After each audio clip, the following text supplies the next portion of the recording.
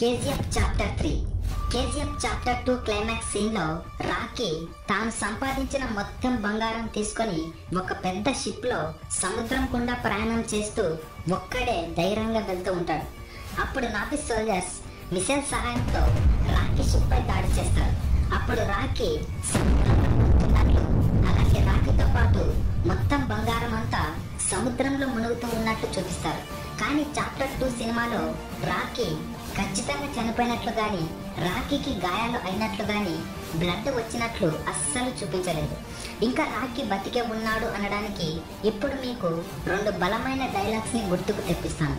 సామాన్యంగా యుద్ధం తప్పించడానికే ప్రయత్నిస్తా, కుదరలేదంటే గెలిచే తీరతా. ఇంకో డైలాగ్,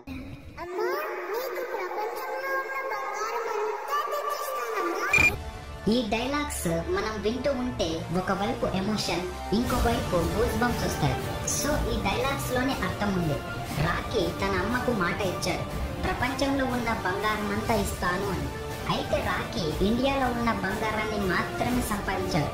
సో ఇందువల్ల రాకీ ఇంకా చావలేదు. ఇంకొక ఇంట్రెస్టింగ్ విషయం ఏమిటంటే కేజీఎఫ్ చాప్టర్ 2 క్లైమాక్స్ సీన్ లో కేజీఎఫ్ చాప్టర్ 3 కి సంబంధించిన బుక్ ని చూపిస్తారు. సో ఈ కొన్ని క్లూస్ ని బట్టి కన్ఫర్మ్ గా చెప్పేయచ్చు ఇంకా రాకీ బతికే ఉన్నాడు అని. సో ఇప్పుడు రాకీ ఎలా బతికి ఉంటాడో చెప్తాను. ఇప్పుడు మీరు కొంచెం ఫ్లాష్ బ్యాక్ లోకి వస్తే ఇక్కడ రాకీ ప్రముఖ సేన్ ని కలపడానికి వచ్చినప్పుడు ఇక్కడ అమెరికన్ CEO రాకీని పరిచయం చేసుకుంటాడు. అప్పుడు ఇతను అని అంటాడు. ఇతడి పేరు గూగుల్లో సెర్చ్ చేసి చూస్తే అమెరికన్ సీవాల్ క్లాస్ సబ్మెరైన్ ప్రెసిడెంట్ గా ఉన్నట్లు చూపిస్తుంది.